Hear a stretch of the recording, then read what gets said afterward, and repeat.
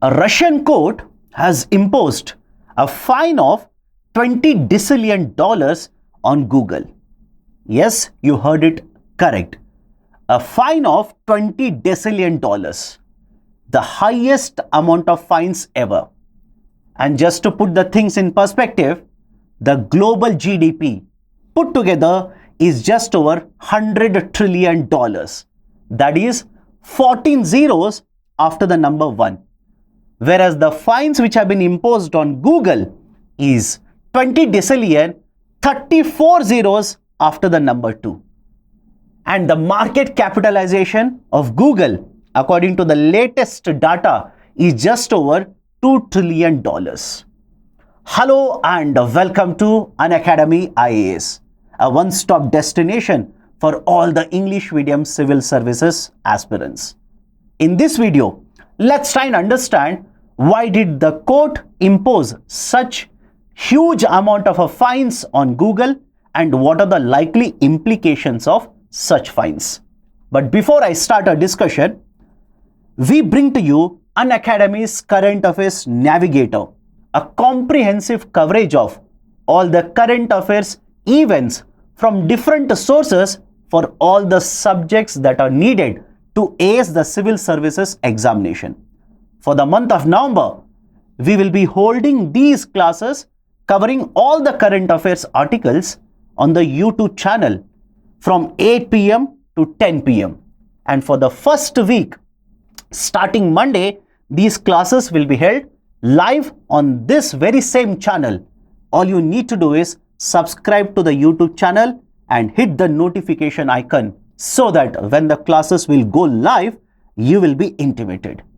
And in the week 1, Chetan sir will be taking international relations, current affairs events.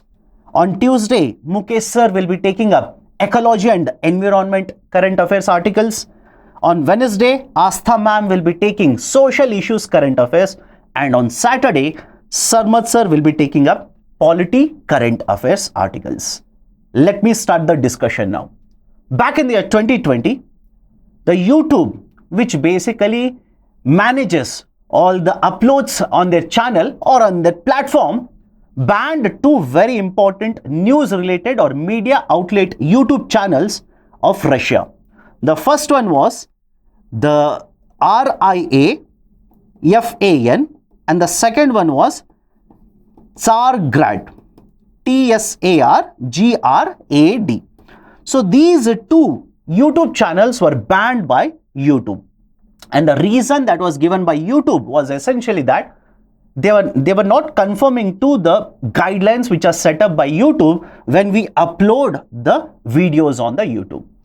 Following this, again in 2022, YouTube expanded the ban on many of these Russian related media outlets which had the YouTube channels. And their argument was again, the content that was given out in these particular channels were basically violating the YouTube guidelines, and the content was mainly focused on Russia-Ukraine war. And following this, some of these companies, more than 15 such companies or the news outlets, approached a Russian court, and after a long battle drawn out for more than 4 years, the Russian court has imposed a ban of $20 decillion on the YouTube that is owned by Google, which is further owned by the parent company Alphabet. Now, what is the implication of this? As already mentioned, if you know, you will realize that the amount of fines which are imposed are never heard of. The highest amount of fines have been imposed on this company. And many experts looking at this have already stated that this kind of a fine which has been imposed is just a symbolic in nature. In essence, they are not expecting the company to pay such fines. And as such, even if the company wants to pay, all the money put together on the earth is not sufficient to pay such humongous fines. Then what is the implication? The implication is that Russia wants such Western-owned, let's say the technology companies, to abide by their own guidelines. They want to basically control, that is, the Russia wants to control the media outlets, They want to control what kind of information is given out through these media outlets, and they do not want the Western companies to interfere in such messaging. And on the other side, the other implication is that you can also look at this and say that why are the Western countries, or let's say the tech companies of the Western countries, trying to impose certain restrictions on messaging that is done by such countries? That is, let's say Russia. If they want to give out their viewpoints, if they want to relay what they want to say about the Russia-Ukraine war, why is that the Western countries are trying to control such messaging? That is another aspect of the argument. And as such, many of the experts looking at this have said the company is not going to pay out any kind of a fine, and as such, the subsidiary of Google company, which is Google LLC, which was set up in Russia, has already filed for bankruptcy. Back in the 2022, when such bans were imposed, that is, the YouTube imposed bans and stopped these YouTube channels, which were some of them owned by the Russian government. The Russian government in turn retaliated and put a block on the bank accounts of the Google LLC. And as a result of this, Google LLC, a Russian, let's say a subsidiary of the American company which was set up in Russia, declared bankruptcy. Many of their employees were moved out, relocated into other operations, and many of the other employees were removed from the job, and it filed for bankruptcy. So this company, that is the Google, American Google, has very limited operations as of now in Russia, and it is not expected to pay any kind of, let's say, penalties on it. So this is basically the gist of the discussion which is happening in recent times. But if you go beyond this, there is, right, let's say, a larger viewpoint that you need to have a look at. If you look at this situation, you will see that the American companies or even the American government try to control the narratives in multiple cases. One of the argument is essentially they want to impose a certain restriction, control what is done by other countries, or let's say the media outlets in other countries. And it's not that there is no competition to such American giants. Many countries have tried, but they have not been very successful to have a control over, let's say, the global market.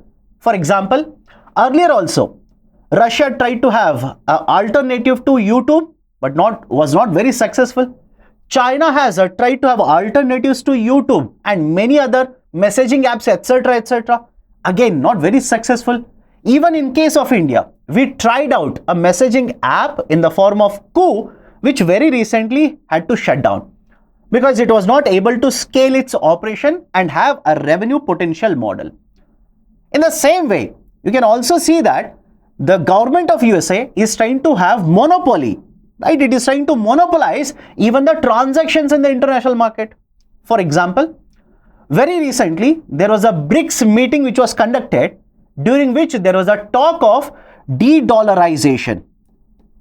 That is, there is a rising fear that the government of USA and Western countries tries to control what other countries do by imposing sanctions if they do not like, and if you do not follow something that they want you to do. The sanctions have been imposed on Russia earlier. Sanctions have been imposed in Iran also earlier. So the dollar is being weaponized and the countries are being targeted if USA doesn't want or doesn't like what you're doing, or what you do doesn't fit into the viewpoint of USA. So there was a talk of de-dollarization, and against this concept of a de-dollarization thought, the ex-president, the former president of USA, Mr. Donald Trump, who is again fighting elections, who is in the presidential race again, argued that if countries move away from the dollar, then the government of USA, when he becomes the president, the government will heavily penalize, heavily impose the tariffs on countries which do not use dollars for conducting transactions. So in this way, you can see, not only in terms of technology, the USA is trying to have a monopoly even in terms of usage of dollars in conducting international transactions. So in multiple ways, they want to control and have a monopoly over multiple things that are being used or being conducted in the global market.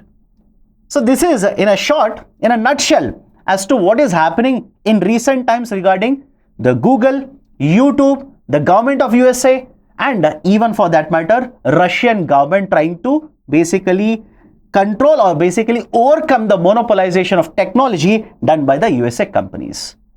So if you like these initiatives, do hit the like button and provide your valuable comments in the section below.